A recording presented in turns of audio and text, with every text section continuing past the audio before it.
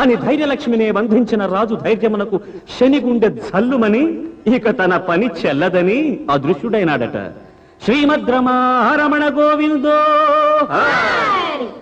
అటుపైన నగరు విడిచి వెళ్లిన 7 లక్ష్ములు ధైర్యలక్ష్మి లేనందున దిక్కుతోచక భయభ్రాంతులై నగరుకే వెనుదిరిగి వచ్చినారట. ఒక్క ధైర్యలక్ష్మినే కాపాడుకున్న ఆ మహారాజుకు మిగిలిన అన్ని లక్ష్ములు తమంతట తామే సమకూరిన ఈ శుభ సమయంలో శ్రీమద్రమారమణ గోవిందో.